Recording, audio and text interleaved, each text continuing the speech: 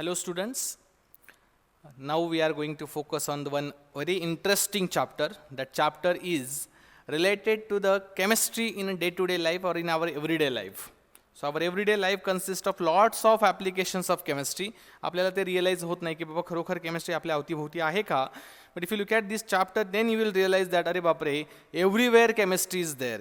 You know, our day-to-day routine life is there. That routine life having lots of applications of chemistry. कुठे कुठे chemistry महत्त्वाचा role play करते हे तुम्हाला हे 30 ते 35 मिनिटाच्या सेशनमध्ये मी तुम्हाला क्विकली समराइज करणार आहे. So this topic, everyday life, role of chemistry in everyday life, consists of our topic having only 3 important articles. Very first is role of chemistry in drug and medicine. A very important thing, you know. Without medicine, without drug, I think we cannot survive, right? आजच्या या धकाधकीच्या जीवनामध्ये एवढे भयानक रोग आजार झालेत. कोविड-19 आपल्या समोर जगाचं सर्वात मोठं संकट. असे कित्येक आजार आहेत की ज्यांना कंट्रोल करण्यासाठी किंवा ऐक्यांचे प्रत्येक आजारासाठी प्रत्येक आजार कंट्रोल करण्यासाठी महत्त्वाची गोष्ट जी पाहिजे ती म्हणजे वेगवेगळे ड्रग आणि मेडिसिन. त्याच्यामध्ये केमिस्ट्री फार मोठा रोल प्ले करते. काय करते आपण पाहूयातच. पुढचा एक महत्त्वाचा रोल ज्याच्यावरती आपलं पोट भरते किंवा ज्याच्यासाठी आपण सगळी धावपळ करतोय, food. Without food life is not possible. मग आता फूड इंडस्ट्रीमध्ये सुद्धा केमिस्ट्री केवढा मोठा रोल प्ले करते हे मी तुम्हाला थोडक्यात सांगणार आहे. आपल्याला फक्त 3 गोष्टींबद्दलच केमिस्ट्रीचा रोल पाहायचा आहे. Role of chemistry in food as a food preservative. फूडला प्रिझर्व करण्यासाठी केमिस्ट्री काय काम करते ते आपण पाहूयात. Role of the chemistry as a food sweetening agent. बरेचसे स्वीटनिंग कंपाऊंड, स्वीट कंपाऊंड बनवण्यासाठी केमिस्ट्री काय काय रोल प्ले करते ते आपल्याला पाहिजे. आणि very important antioxidant. These are the role of food chemistry in food industry. And last cleaning industry. आपण जे काय अंगावरती कपडे वगैरे घालतोय किंवा जे काही क्लॉथ्स वापरतोय ते क्लीन करण्यासाठी chemistry plays a very important role. Not only कपडे वगैरे, इवन बाथिंग सोप असेल, टॉयलेट सोप असेल किंवा वेगवेगळ्या प्रकारचे सर्व सोप असतील, परफ्यूम्स असतील, या बऱ्याच ठिकाणी केमिस्ट्री फार महत्त्वाचा रोल प्ले करते. मग त्यामध्ये आपण थोडक्यात सोप आणि डिटर्जंटबद्दल बोलणार. So this is a very interesting, very important, very small but a very very important. Please remember, याच्यावरती कमीत कमी 1 किंवा 2 MCQs येणारच आहेत कंपल्सरी. त्यामुळे थोडक्यात आपण असं म्हणू शकतो की हा टॉपिक आपल्याला साधारण CETसाठी 2 ते 3 मार्क्स देऊन जाणार आहे आणि नीट JEE कमीत कमी 4, कदाचित कधी कधी 8 सुद्धा. So listen very carefully. Late us start with the session with the first drug compounds और मेडिसिन. क्लासिफिकेशन वगैरे मी तुम्हाला सांगत बसणार नाही. आपल्याला फक्त JEE नीट आणि CETच्या अँगलनं हा टॉपिक डिस्कस करायचा आहे. सो जे ड्रग आणि मेडिसिन असे कंपाऊंड्स आहेत, कोणाला ड्रग म्हणायचं तर drug are the chemical substances having ability to cure the disease, to stop the growth of micro organism और टू डायग्नोस द डिसीज. एखादा डिसीज आजार आहे का, कुठला आहे, कसा बरा करायचा हे कंट्रोल करण्यासाठी वापरलं जाणारं औषध त्याला आपण काय म्हणतो, drug oblique medicine. Fine. Next, आता हे जे ड्रग आहे ते आपल्याला क्लासिफाय करायचे. So classification of the drug is based on the different फंडा. वेगवेगळ्या पद्धतीनं ते केलेलं आहे. आपल्याला सर्व पद्धती पाहायच्या नाही, आपल्याला फक्त एकच पद्धत पाहिजे. त्याचा फार्माकॉलॉजिकल इफेक्ट कसा आहे, बॉडीमध्ये तो काय काम करतो, यावरून ड्रगला क्लासिफाय केलं गेलं आहे या वेगवेगळ्या व्हरायटीमध्ये. आत्ता तुमच्यासमोर जो टेबल आहे त्याचा स्क्रीनशॉट करून ठेवा. हा टेबल म्हणजे कदाचित 1 किंवा 2 MCQ यातूनच असू शकतात असा बऱ्याच वेळाचा अंदाज आहे किंवा प्रिव्हियस इयरचे पेपर हे सांगतात. काय आहेत वेगवेगळ्या variety of drug. So let us start with the वेगवेगळे variety of drug. First one is an analgesics.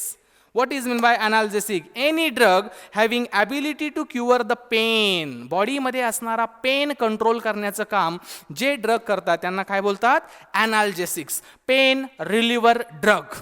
बरोबर. आपल्याला बोन फ्रॅक्चर झालं किंवा नॉर्मल बर्निंग झालं किंवा कुठल्याही प्रकारचं पेन्स होत असेल बॉडीमध्ये तर तो पेन कंट्रोल करण्याचं काम जे कोणी करतात त्यांना काय बोलतात, एनाल्जेसिक्स. एनाल्जेसिकच्या बेटा 2 व्हरायटी आहेत. काही एनाल्जेसिक ड्रगला नार्कोटिक एनाल्जेसिक म्हणतात तर काहींना नॉन नार्कोटिक एनाल्जेसिक म्हणतात. नार्कोटिकचं दुसरं नाव तुम्हाला काहीतरी सांगतंय पहा, ॲडिक्टिव्ह ड्रग. एकदा की बॉडीला सवय लागली त्यानंतर ते बंद करणं अवघड आहे, अशा ड्रगला म्हणायचं नार्कोटिक ऑब्लिक ॲडिक्टिव्ह.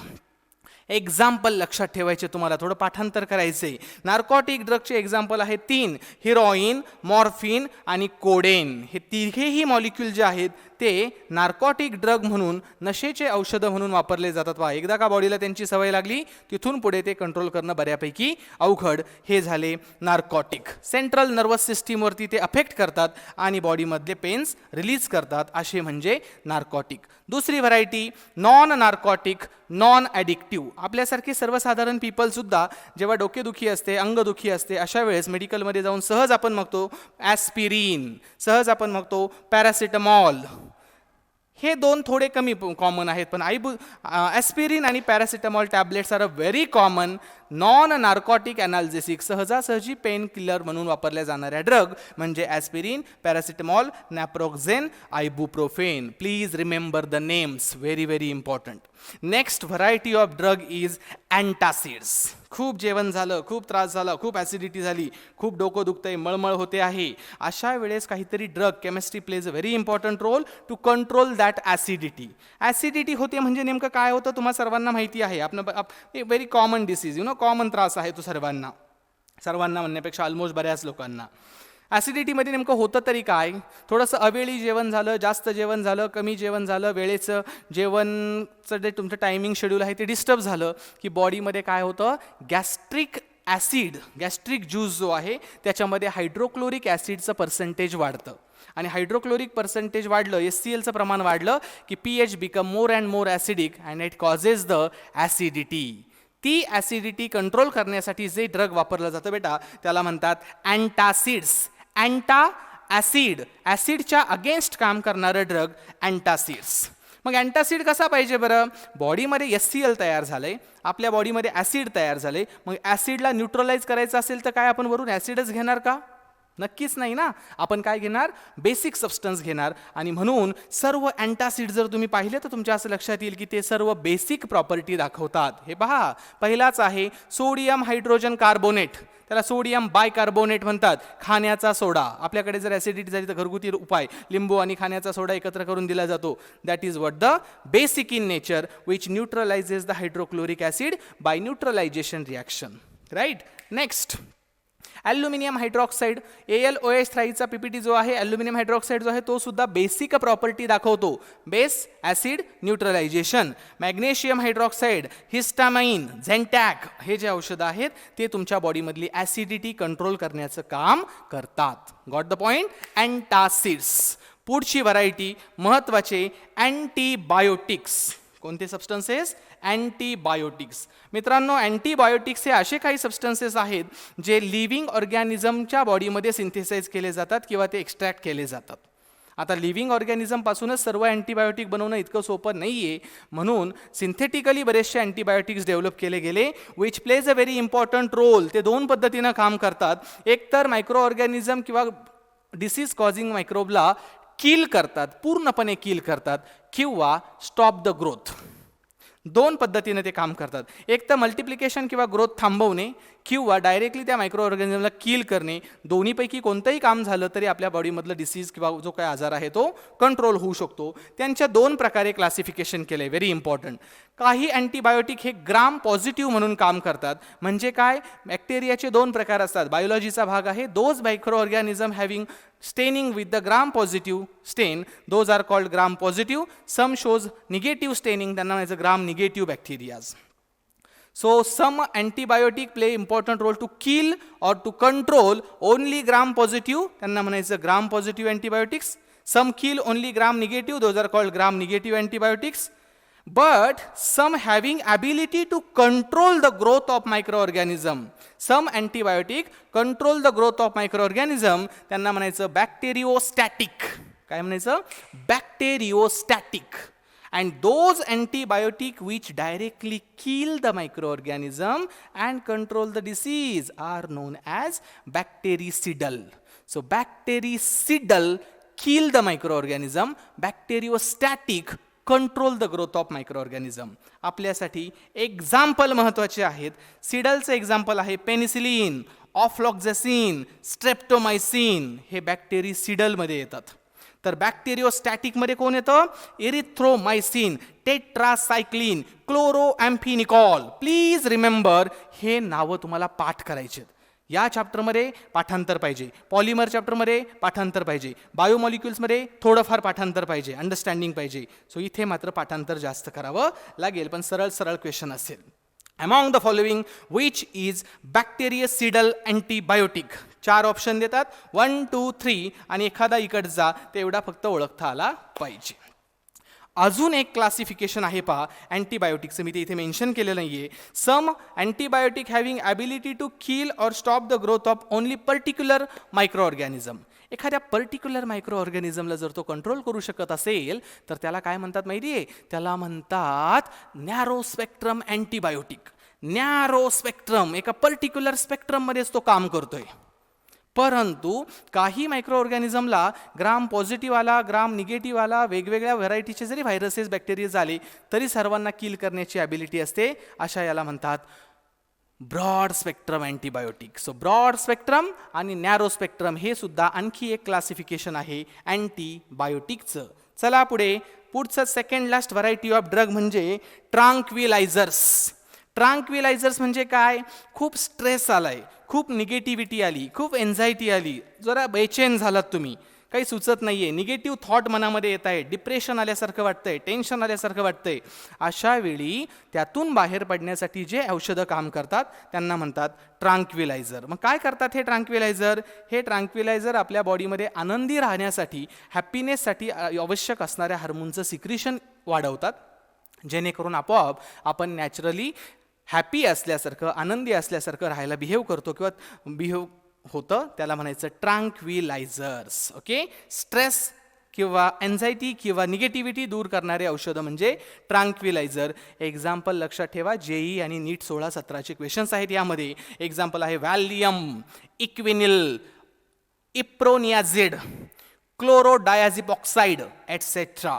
लिस्ट बनवायची, पाठांतर करायचं, याला पर्याय नाही, लक्षात ठेवावे लागणार आहेत. Okay, nice. चला पुढे, अँटीसेप्टिक आणि डिसइन्फेक्टंट. अँटीसेप्टिक आणि डिसइन्फेक्टंट हे दोघं तसे पाहिलं तर similar variety of drug but having little bit different in their action. Both having role to kill the micro organism, to kill the germ, to kill the bacteria, but from living as well as non living tissue. If you are using the chemical substances to kill the microorganism on the living object, त्यांना म्हणतात antiseptic. Living टिश्यूवरती micro ऑर्गॅनिझमला kill करण्यासाठी वापरले जाणारे जे असतात त्यांना म्हणायचं antiseptic. Soframycin, H2O2, Dettol in a less concentration, these are used as a antiseptic. परंतु whenever you are using the same chemical substances in the very high concentration for the non living object, toilet cleaning असेल, फरची cleaning असेल, किंवा तुम्हाला bath clean करायचे, tiles clean करायच्यात, निर्जंतुक करायच्यात, अशा वेळी आपण त्याच्यामध्ये हाय कॉन्सन्ट्रेशनवाला डेटॉल, सॅलॉल, SO2, क्लोरीन हे आपण ॲड करतो आणि त्यांना आपण म्हणतो डिसइन्फेक्टंट. Got the point. आणखी एक व्हरायटी राहिली, जागेच्या लिमिटेशनमुळे मी तिथे दिलं नाही. अँटी फर्टिलिटी ड्रग, त्यांची सुद्धा फार गरज आहे आजकाल. खूप पॉप्युलेशन कंट्रोल करण्यासाठी वापरले जाणारे जे ड्रग आहेत त्यांना अँटी फर्टिलिटी ड्रग्ज असं म्हणतात. जे सेक्स हार्मोन्स आहेत, फिमेल आणि मेल सेक्स हार्मोन, त्यांच्याच स्ट्रक्चरमध्ये मॉडिफिकेशन करून जे ड्रग बनवले गेले त्यांना म्हणतात anti fertility drug. Norethindrone is the name of one very famous anti fertility drug. So हे आहेत असे काही महत्त्वाचे ड्रग मॉलिक्यूल जे बोर्डवरती मी तुमच्यासमोर पूर्ण टेबलच्या फॉर्मॅटमध्ये एक्सप्लेन केलेले आहेत. These are the important drug molecule, medicine molecule plays IMP role in the chemistry. Got the point? हा आहे केमिस्ट्रीचा पहिला IMP रोल. मी तुम्हा सर्वांना रिक्वेस्ट करेल की तुम्हाला इथे पाठांतर करावंच लागणार आहे. ओके, तुम्ही फक्त लेक्चर ऐकून कानामध्ये हेडफोन लावले, पूर्ण लेक्चर ऐकलं, अरे वा संपला एव्हरीडे लाईफ, असं चालणार नाही आहे बेटा. तुम्हाला पाठांतर करावं लागणार आहे. हे सांगणं फार सोपं आहे, मला सुद्धा सर्व ड्रग पाठ नाही आहेत, टू बी फ्रँक मी शेअर करतोय. हे सर्व मी लिहून ठेवले कारण प्रत्येकातले एक्झाम्पल एवढे नाही मग आमच्यासुद्धा लक्षात राहत. तर तुम्हाला सुद्धा याच्यापेक्षा जास्त जबाबदारीने काम करायचं आहे. ठीक आहे, आम्ही कागदावरती लिहून एक्सप्लेन करू शकलो, तुम्हाला एक्झाममध्ये MCQ सोडवायचं आहे त्याच्यावरचा, त्याच्यासाठी तुम्हाला पूर्ण पाठांतर पाहिजे. सो व्हेरी हाय कॉन्सन्ट्रेशननं तुम्ही ह्या गोष्टी पाठ करणार आहात, रिक्वेस्ट केली आहे तुम्हाला मी. ओके, सो पहिला जॉब केमिस्ट्रीचा संपलेला आहे in the drug and the medicine. चला पुढे, second job of the chemistry in food industry. मग फूड इंडस्ट्रीमध्ये केमिस्ट्री काय बरं महत्त्वाचं काम करणार आहे का काही केमिस्ट्रीचा रोल? हो, खूप मोठा. फूड इंडस्ट्रीमध्ये सुद्धा chemistry plays a very important role, and that role is to make preserve the food material. एखाद्या फूड मटेरियलची जी लाईफ आहे 2 महिने, 1 महिना, 15 दिवस, ते आपल्याला एक्सटेंड करायचे, जास्त दिवस ते फूड मटेरियल आपल्याला स्टोअर करायचे. त्यासाठी सुद्धा केमिस्ट्री फार IMP काही कामं करत आहे. म्हणून role of the chemistry in the food industry. पहिला रोल बाळांनो आपल्याला स्टडी करायचा आहे, chemistry in as a preservative. Preservatives म्हणून काम करते आहे केमिस्ट्री आणि केमिस्ट्रीचे काही कंपाऊंड्स. दुसरं आहे आर्टिफिशियल स्वीटनिंग एजंट. सर्वच ठिकाणी साखर वापरून चॉकलेट्स किंवा गोड वस्तू बनवल्या जात नाही, त्यासाठी केमिस्ट्री सुद्धा काही महत्त्वाचं काम करते आहे. आणि तिसरे अँटी ऑक्सिडंट्स. फूड मटेरियलचं ऑक्सिडेशन कमी झालं की आपोआप त्याचं लाईफ वाढतं, प्रिझर्वेशन वाढतं, त्याचा टाईम स्पॅन खराब होण्याचा जास्त होतो. सो हे आहेत केमिस्ट्रीचे 3 महत्त्वाचे रोल. चला तर मग प्रिझर्वेटिव्हकडे जाऊयात. What is mean by preservative? Any chemical substance have ability to avoid the growth, to avoid the deterioration of food material by different ways are known as preservative. एखाद्या केमिकल सबस्टन्सचं खराब होणं, डिटोरिएशन होणं, ऑक्सिडेशन होणं, microbial growth होणं, जे substances control करतात, कमी करतात, त्यांना म्हणायचं प्रिझर्वेटिव्ज. आणि हा जो फिनॉमिनॉन आहे त्याला म्हणायचं प्रिझर्वेशन. बाळांनो, प्रिझर्वेशन 2 पद्धतीनं केलं जातं. कोणकोणत्या? फिजिकल मेथड आणि केमिकल मेथड. फिजिकल मेथडमध्ये आपण शक्यतो काही ॲड नाही करणार, आपण फक्त फिजिकली त्या मटेरियलला प्रिझर्व करणार. For example heating. मटेरियलला जर तुम्ही हीट केलं, व्यवस्थित त्याला जर बॉईल केलं, तर त्याच्यामध्ये असणारे मायक्रोबियल ग्रोथ पूर्णपणे स्टॉप होते आणि फूड मटेरियलचं लाईफ वाढतं. त्याला म्हणायचं हीटिंग. दूध आपण बॉईल करून ठेवतो, तसंच ठेवलं तर लवकर खराब होईल, बॉईल करून ठेवलं तर जास्त वेळ टिकेल. का? मायक्रोबियल ग्रोथ आपण किल केली, त्यामुळे त्याचं लाईफ थोडंसं वाढलं. Cooling process. मटेरियल फ्रीजमध्ये जर ठेवलं तर जास्त वेळ टिकतं, वरती ठेवलं तर लवकर खराब होतं, कारण लो टेम्परेचरला, खूप कमी टेम्परेचरला मायक्रोबियल ग्रोथ कमी असते. So cooling method. Heating method. UV radiation. UV radiation apply केले तर फूड मटेरियलमधली मायक्रोबियल ग्रोथ पूर्ण व्हॅनिश होते, life of the food material goes increase. Next one is salting. Salting सुद्धा केलं जातं, मटेरियलमध्ये सॉल्ट ॲड केला जातो. सो वेगवेगळ्या टेक्निकनं तुम्ही काय करू शकता? फिजिकल मेथडनं मटेरियल प्रिझर्व करू शकता. काय काय सांगितलं? Heating, cooling, freezing, dehydration. एकदम ड्राय करून घ्यायचं मटेरियल. फिशेस तसे खूप पटकन खराब होतात, पण ड्राय फिश आहे ते मार्केटमध्ये बरेच दिवस टिकतात. का? सर्व वॉटर रिमूव्ह केलं की मायक्रोबला ग्रोथ होता येत नाही, मायक्रोबियल ग्रोथ स्टॉप झाली की आपोआप फूड मटेरियलचं लाईफ वाढतं. या सर्व टेक्निकला काय म्हणतात बेटा?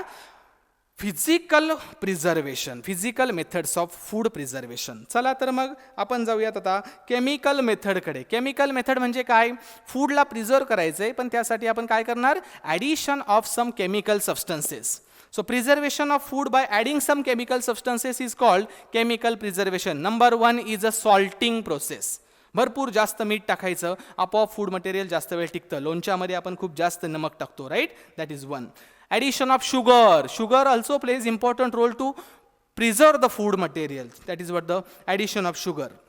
Third one is addition of some preservative like vinegar. You know, vinegar is widely used in the pickles during the preparation of pickle because it prevents the growth of microorganism and it increases the life of food material. These are the different methods by which you can preserve the food by chemical method. So this is the end of food preservation. दुसरा महत्त्वाचा role आहे केमिस्ट्रीचा as a artificial sweetening agent. Chemical substances which are having a very great sweetening power than sugar moiety, those are called as artificial sweetening agents. Okay? साखरेपेक्षा हजारो पटीनं, 500, 600, 200, 400 पटीनं गोडपणा जास्त असणारे जे केमिकल सबस्टन्सेस आहेत त्यांना म्हणतात आर्टिफिशियल स्वीटनर्स. आणि हे जे आर्टिफिशियल स्वीटनर्स आहेत त्यांचा एक छोटासा टेबल मी तुम्हाला बनवून देणार आहे, ज्यावरती बऱ्याच वेळा क्वेश्चन येतो. आणि ते कोण? तर आर्टिफिशियल स्वीटनिंग एजंटमधला पहिला आहे ॲस्पार्टेम. या ॲस्पार्टेमची sweetening power 100 times more than the sugar असते, 100 पटीनं जास्त गोड असतो. पुढचा आहे सॅकॅरिन. सॅकॅरिन आहे 550 times sweeter than the sugar, बापरे 550 पटीनं जास्त गोड आहे. सुक्रूलोज 600 times more sweeter than the sugar. आणि शेवटचा तर पाहून कदाचित तुम्हाला चक्कर येण्यासारखं आहे, ॲलिटेम 2000 पटीनं गोड आहे as compare to our normal sugar. मग जस्ट इमॅजिन आपल्याकडे 5 कप चहा बनवायचा असेल तर आपण 5 चमचे साखर टाकतो साधारण. जर त्याच्याऐवजी आपण ॲलिटेम वापरला तर कदाचित चिमूटभर ॲलिटेमसुद्धा तेवढा चहा गोड करू शकतो, इतका गोड असणारा हा केमिकल सबस्टन्स आहे. आणि म्हणून हे जे आर्टिफिशियल स्वीटनर्स आहेत यांना आज चॉकलेट इंडस्ट्रीजमध्ये गोड पदार्थ जेवढे बनवले जातात त्यामध्ये फार स्कोप आहे. आणि हा आहे role of chemistry as a artificial sweetening agent. तिसरा आणि शेवटचा role of the chemistry as a antioxidant. Food मटेरियलचं ऑक्सिडेशन कंट्रोल करणे by a free radical mechanism are known as an antioxidant. अँटीऑक्सिडंटनं त्यांचं काम जर प्रामाणिकपणे केलं तर इवन ह्युमन बिंग्समध्ये एजिंग इफेक्ट जो आहे, स्किनवरती एजिंग इफेक्ट जो आपल्याला जाणवतो तो सुद्धा कंट्रोल करता येतो. म्हणून बरेच लोक सांगतात की ग्रीन टी वगैरे घेतला पाहिजे, कारण ग्रीन टीमध्ये अँटीऑक्सिडंट जास्त असतात. जेवढे अँटीऑक्सिडंट बॉडीमध्ये जास्त जातील तेवढं एजिंग ऑफ द स्किन हा जो इफेक्ट आहे तो बऱ्यापैकी आपल्याला मेंटेन करता येतो, कंट्रोल करता येतो. अँटीऑक्सिडंटमध्ये तुम्हाला मी 2 महत्त्वाचे स्ट्रक्चर सांगणार आहे. CET नीटला कमीत कमी 5-6 वेळा आलेला प्रश्न आहे हा. त्यातला एक आहे BHA ब्युटारेटेड हायड्रॉक्सी ॲनिसोल आणि दुसरा आहे BHT ब्युटारेटेड हायड्रॉक्सी टोल्विन. दोघांचे स्ट्रक्चर मी तुमच्यासमोर एकाच वेळी ड्रॉ करतो जेणेकरून तुम्हाला सिमिलॅरिटी लक्ष येईल. दोघांमध्ये पण आहे बेन्झीन रिंग. दोघांमध्ये पण आहे OH म्हणजे पहा दोघे पण सध्या तरी फिनॉलच आहेत. फरक फक्त आहे ॲनिसोलमध्ये OCH3 आहे, टोल्विनमध्ये पॅराला CH3 आहे. अजूनही संपलेलं नाही. आणि BHA मध्ये आपल्याला फिनॉलिक ग्रुपच्या शेजारी एक टर्शरी ब्युटाइल ग्रुप दिसतो, मात्र BHT मध्ये टोल्विनच्या शेजारी 2 टर्शरी ब्युटाइल ग्रुप दिसतात. हे आहेत 2 structure of antioxidant. Very important. कमीत कमी 10 टाइम्स क्वेश्चन आला असेल ही गोष्ट म्हणजे BHT आणि BHA. याच्यावरती सुद्धा बऱ्याच वेळा एक MCQ येतो. प्रिझर्वेशनमध्ये सुद्धा कोणती फॉलोइंग फिजिकल मेथड आहे किंवा केमिकल मेथड आहे प्रश्न येतो. सो रिमेंबर, तुम्हाला जेवढं सांगितलं जातंय ते फक्त प्रश्न कुठे येतात त्याच गोष्टी एक्सप्लेन केल्या जात आहेत. टाइमपासवाल्या गोष्टी तुमच्यासमोर मी इथे शेअर करत नाही. This is the end of role of chemistry in a food. So finish the drug, finish the food. Now the last and very simple role of chemistry, that is what? That is the cleaning agent. As far as the cleaning of the cloths, toilet, soap, anywhere, anything is concerned, the 2 chemical substances plays a very important role. One is called as a soap and another one is called as a detergent. जिथे soap कार्य करू शकत नाही तिथे actively काम कोण करतं तर ते म्हणजे डिटर्जंट. मग काय असतात बरं सोप? तुम्हा सर्वांना सोपबद्दल बऱ्यापैकी आयडिया आहे. Soap are the chemical substances which are sodium और potassium salt of higher fatty acid. खूप मोठी लॉंग चेन असणाऱ्या फॅटी ॲसिडला जर आपण सॅफॉनिफिकेशन रिॲक्शन केली तर सॅफॉनिफिकेशन रिॲक्शनमध्ये ग्लिसरॉल्डिहाइड किंवा tri acyl glycerol very long chain fatty molecule जे आहेत त्यांचं हायड्रोलिसिस केलं जातं आणि long chain sodium salt of carboxylic acid किंवा potassium salt of carboxylic acid तयार होतात, ज्यांना आपण म्हणतो सोप. राईट. सो सोप तयार करण्याची सर्वात सोपी मेथड लिपिड्स किंवा फॅट्सला हायड्रोलाइज करायचं in presence of aqueous NaOH रिॲक्शनला म्हणतात सॅफॉनिफिकेशन. Soap and detergent plays a very important role in the cleaning action. But if the water is hard, soap is unable to show its cleaning action. मग hard वॉटरमध्ये पाणी cleaning action किंवा hard पाण्यामध्ये वॉटरमध्ये soap cleaning action का दाखवत नाही त्याचं एक छोटंसं रिझन आहे. रिझन समजून घ्या, त्यावर क्वेश्चन येतो. सोप इज द सोडियम और a potassium salt of fatty acid. Right. But If the water is hard, then that water contains salt of calcium chloride, calcium sulfate, magnesium chloride, magnesium sulfates. If the hard water contains the salt of calcium and magnesium, what happen is soap molecule when we apply on the cloth in presence of hard water, sodium salt of fatty acid is converted into calcium salt or magnesium salt of fatty acid. मग होतं काय, जेव्हा तो sodium salt of fatty acid आहे तेव्हा तो वॉटरमध्ये soluble आहे, परंतु जेव्हा तो कॅल्शियम सॉल्ट ऑफ फॅटी ॲसिडमध्ये किंवा मॅग्नेशियम सॉल्ट ऑफ फॅटी ॲसिडमध्ये कन्वर्ट होतो त्याला वॉटर सोल्युबिलिटी राहत नाही, it become water insoluble. And if the soap is water insoluble, how come it will show the cleaning action. आणि म्हणून हार्ड वॉटरमध्ये soap does not play its cleaning action role. Got the point. हे आहे hard वॉटरमध्ये soap का काम करत नाही त्याचं रिझन. मग जिथे वॉटरमध्ये किंवा ज्या हार्ड वॉटरमध्ये सोप बिलकुल काम करू शकत नाही अशा ठिकाणी जर तुम्हाला क्लिनिंग ॲक्शनच दाखवायची असेल, क्लीन तर कपडे झालेच पाहिजे, वॉटर तर हार्डच आहे, मग आता काय करायचं, काही नाही, आता त्याच्यासाठी वापरायचं सर्फेक्टंट. सो सोप जिथे काम करत नाही तिथे जे कोणी काम करतात ते म्हणजे सर्फेक्टंट. सर्फेक्टंट म्हणण्याऐवजी आपण त्यांना आपल्या बुकप्रमाणे म्हणूयात डिटर्जंट. सो सोपच्या ऐवजी छान क्लिनिंग ॲक्शन दाखवणारे केमिकल सबस्टन्सेस म्हणजे कोण, डिटर्जंट. हे इवन हार्ड वॉटर जरी असेल तरी सुद्धा क्लिनिंग ॲक्शन दाखवतात. असे पॉवरफुल क्लिनिंग एजंट म्हणजे कोण, डिटर्जंट. डिटर्जंटचे 3 प्रकार आहेत. काळजीपूर्वक लक्षात ठेवा, याच्यावरती एक प्रश्न जेई ॲडव्हान्सला सुद्धा विचारला जातो. 2-3च एक्झाम्पल सांगणार आहे, आपला टॉपिक संपणार आहे शेवटचे 5 मिनिट. जर क्लिनिंग ॲक्शन दाखवणाऱ्या व्यक्तीवर पॉझिटिव्ह चार्ज असेल तर त्याला म्हणतात कॅटॉयनिक डिटर्जंट. क्लिनिंग एंड जे आहे त्याच्यावर निगेटिव्ह चार्ज असेल तर त्याला म्हणतात ॲनॉयनिक डिटर्जंट. आणि क्लिनिंग एंडवर कुठलाही चार्ज नसेल तर त्याला नॉन आयोनिक डिटर्जंट असं म्हणतात. प्रत्येकाचं 1-1, 2-2 एक्झाम्पल आहेत, तेवढे तुम्ही लक्षात ठेवावे अशी माझी तुम्हाला रिक्वेस्ट आहे. जेईई ॲडव्हान्सला क्वेश्चन आलेला आहे, तुम्ही एकदा पहा पेपर मग तुमच्या लक्षात येईल. कॅटॉयनिक डिटर्जंट म्हणजे हे शक्यतो काय असतात माहिती का, टेट्रा अमोनियम क्लोराईडचे सॉल्ट असतात.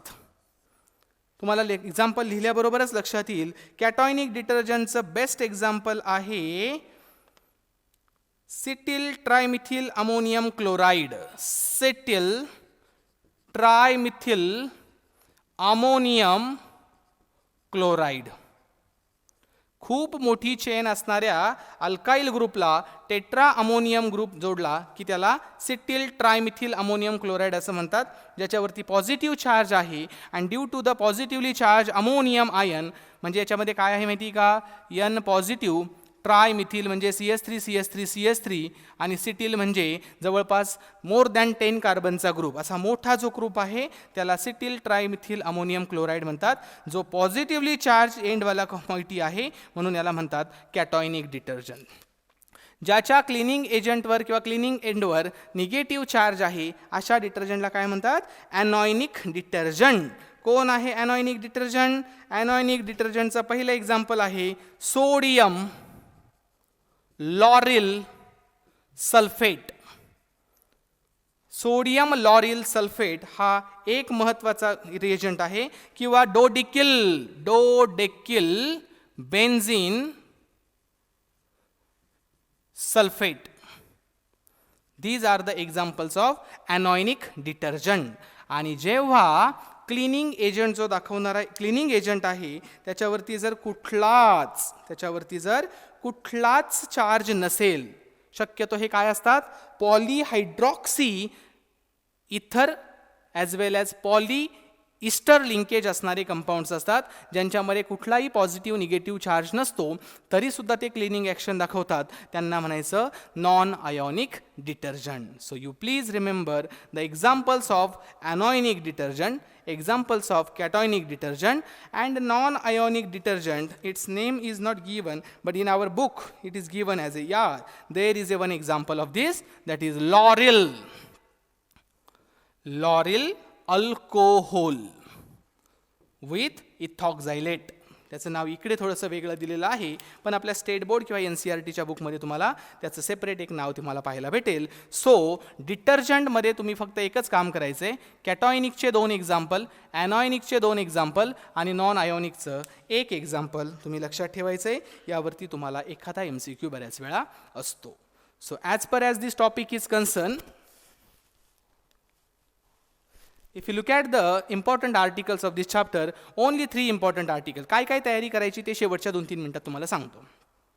या टॉपिकची तयारी करत असताना तुम्ही सर्वप्रथम कॉन्सन्ट्रेट कशाला करायचं आहे? Drug molecules. नोटबुकमध्ये टेबल बनवायचं आहे. कसा बनवायचा आहे ते मी व्यवस्थित सांगतोय, व्यवस्थित ऐका. ड्रगची नावं लिहायची, कोणकोणत्या व्हरायटीचे ड्रग आहेत, analgesic, antipyretic, antacids, antibiotics, tranquilizer, anti fertility वगैरे वगैरे अशा पद्धतीने एक कॉलम करायचं आहे. दुसऱ्या याच्यामध्ये तो नेमकं काय ॲक्शन करतो, तो नेमकं काय काम करतो ते मेन्शन करायचं आहे. आणि तिसऱ्या याच्यामध्ये सर्वात महत्त्वाचं म्हणजे त्याचे एक्झाम्पल्स मेन्शन करायचे आहेत. एका पेजवर सर्व ड्रग मॉलिक्युलचा टेबल तयार होईल. दुसरी गोष्ट, फूड इंडस्ट्रीमध्ये फक्त 3-4 कन्सेप्ट्स आहेत. Physical method of food preservation सर्वांना माहिती आहे, घरगुती मेथड आहेत आपण घरी वापरतो त्या. केमिकल मेथड्स त्यासुद्धा सर्वांना माहिती आहे, addition of the salt, addition of the sugar, addition of the vinegar, addition of the sodium benzoate, preservative add करणं. पुढचं काम, आर्टिफिशियल स्वीटनिंग एजंट्स एक टेबल बनवून दिला होता मी तुम्हाला, तो एक पाठ करायचा आहे. कोणाची स्वीटनिंग टेंडन्सी किती आहे ते थोडंसं पाठांतर करावं लागेल. आणि लास्ट, BHT आणि BHA दोघांचे स्ट्रक्चर ते तुमचे तोंडपाठ झाले असतील. Food finish. सोप आणि डिटर्जंटमध्ये सोप काय असतो, डिटर्जंट काय असतो, दोघांमधला फरक. सोप हार्ड वॉटरमध्ये काम का करत नाही त्याचं रिझन. आणि डिटर्जंटचे 3 प्रकार, कॅटॉयनिक, ॲनॉयनिक आणि नॉन आयोनिक. एवढा पार्ट तुम्हाला स्टडी करायचा आहे. तुम्ही म्हणाल सर स्ट्रक्चरच्या बाबतीत काय, या चॅप्टरमध्ये खूप सारे स्ट्रक्चर्स आहेत, मग आम्ही सर्व स्ट्रक्चर्स करायचे का? मी म्हणेल ज्यांना शक्य आहे त्यांनी करावेत, ज्यांना शक्य नाही त्यांनी थेरॉटिकली सर्व नावं, सर्व एक्झाम्पल्स, सर्व टाईप्स लक्षात ठेवावेत. सोपे सोपे काही स्ट्रक्चर्स आहेत तेवढे मात्र तुम्ही लक्षात ठेवावेत अशी माझी तुम्हाला रिक्वेस्ट आहे. सोप्या स्ट्रक्चरमध्ये त्यातली त्यात जास्त फेमस, बऱ्याच वेळा विचारलं जाणारं एक स्ट्रक्चर आहे जे काही लोकांच्या परफेक्ट लक्षात असेल, ते म्हणजे ॲस्पिरिन. ॲस्पिरिन हा आपण पाहिलं नॉन नार्कॉटिक ॲनाल्जेसिक आहे. इवन तो अँटीपायरेटिक म्हणून सुद्धा काम करतो, टेम्परेचर कंट्रोल करणारं ड्रग अँटीपायरेटिक. मी तुम्हाला ॲस्पिरिन तयार करण्याची मेथडच शिकवतोय, फक्त स्ट्रक्चर नाही देत. बाळांनो, हे आहे सॅलिसिलिक ॲसिड. या सॅलिसिलिक ॲसिडवरती जर आपण ॲसेटिक अनहायड्राईड टाकलं ना, इन प्रेझेन्स ऑफ थोडंसं पिरिडीन, तर आपल्याला acetyl derivative of salicylic acid मिळतो आणि त्यालाच म्हणतात ॲस्पिरिन. सो रिमेंबर, बट हे आहे स्ट्रक्चर ऑफ ॲस्पिरिन. सर्वांना रिक्वेस्ट आहे लिहून घ्या, महत्त्वाचं आहे. ॲस्पिरिन तयार करण्याची केमिकल रिॲक्शन काय, असा सुद्धा प्रश्न विचारला जातो, तर ही रिॲक्शन तुम्हाला लक्षात ठेवायची आहे. आणखी एक महत्त्वाचा मॉलिक्यूल आहे ज्याचं स्ट्रक्चर फार कॉमन आणि फेमस आहे, तो म्हणजे नेहमी डोकेदुखी झाली, ॲसिडिटी झाली की घेतली जाणारी टॅबलेट पॅरासिटामॉल. पॅरासिटामॉलचं स्ट्रक्चर पण फार सोपं आहे. पॅरासिटामॉल हा ॲक्च्युली एक फिनॉल आहे आणि त्याला वरती attach NHC double bond OCS3 असा अमाइड आहे, याला पॅरासिटामॉल असं म्हणतात. हा सुद्धा एक मस्त काय आहे, ॲनाल्जेसिक, पेन कंट्रोल करणारा, इवन टेम्परेचर कंट्रोल करण्यासाठी पॅरासिटामॉल सर्वात जास्त वापरला जातो. सो ते एक व्हरायटी सांगायची राहिली, आपल्या सिलेबसमध्ये नव्हती त्यामुळे. अँटीपायरेटिक नावाचे सुद्धा एक ड्रग असतात जे बॉडीचं टेम्परेचर कंट्रोल करतात किंवा डिक्रीज करतात. Those are called as antipyretic drugs. So this is what the last chapter of our 12th standard organic chemistry, 12th standard syllabus, but this is a very important chemistry in everyday life. So make a preparation, चांगली तयारी करा, व्यवस्थित prepare व्हा. काही गोष्टी मला सांगाव्याशा वाटतात या व्हिडिओमधून. बरेच मुलं व्हिडिओ पाहत नाही असं जाणवतंय. सुरुवातीला नंबर ऑफ व्ह्यूज जे होते ते खूप जास्त होते, त्यावरून असं कळायचं की मुलं खूप छान व्हिडिओ पाहतायत. इवन पाहिलेला व्हिडिओ तुम्ही बऱ्याच ठिकाणी शेअरही केलेला दिसतोय, जेणेकरून नंबर ऑफ लाईक हे खूप जास्त आहेत as compare to our strength. आनंद वाटला त्या गोष्टीचा. परंतु नंतर तुम्ही लगेच कंटाळल्यासारखे वाटायला लागलेले आहात. गेल्या पाठीमागच्या 2-3 व्हिडिओजपासून असं जाणवतं आहे की नंबर ऑफ व्ह्यूज हा खूप कमी झाला आहे. मे बी बिकॉज तुम्ही लोक त्याच्याकडे जरा दुर्लक्ष करायला लागलेले आहेत. So I request all of you, please watch the videos very carefully, these are very important. व्यवस्थित तयारी करा, खूप कमी दिवस राहिलेत. आज आहे जवळपास 6 जून. एक्झाम आज महिन्यानंतर काही लोकांची CET कंडक्टसुद्धा झालेली असेल. त्यामुळे सर्वांना माझी रिक्वेस्ट आहे की तयारी चांगली करा, खूप थोडे दिवस राहिलेत. एवढं 2-4 वर्ष घेतलेल्या कष्टांवरती पाणी फिरू नका. 11वी पासून 12वी एंडिंगपर्यंत तुम्ही खूप चांगलं केलं आहे, पण आता जर तुम्ही फ्लोमधून बाजूला गेलात, एवढ्या जर 2 महिन्यात तुम्ही काही केलं नाही, 2 तर राहिलेच नाही, आता 25 दिवस राहिलेत, तर कदाचित आपण एवढ्या 12 वर्षांचे कष्ट आपले वाया जातील. 2 वर्षांचे कष्ट नाही आहेत हे. 1ली ते 12वी हा फार मोठा प्रवास करत आपण इथपर्यंत आलो आहे. सो मुद्दामून टॉपिक छोटा होता, लवकर संपला म्हणून थोडंसं तुमच्याशी बोलतोय. रिक्वेस्ट आहे तुम्हा सर्वांना की गोष्टी प्रामाणिकपणे करा, सिन्सिअरली करा, स्वतःसाठी करा, दिखाऊपणा करण्यासाठी करू नका. पॅरेंट्सच्या समोर मोबाईल घेऊन बसलात, थोडा वेळ व्हिडिओ पाहायचा, बाकीच्या गोष्टी पाहत बसायचं, असं करू नका. खूप थोडे दिवस आहेत, 25 दिवस फक्त. ओके, सो सर्वांना खूप खूप शुभेच्छा देतो. मस्तपैकी तयारी करा. आपण भेटूयात नेक्स्ट लेक्चरला, नेक्स्ट चॅप्टरसोबत. Fine, okay.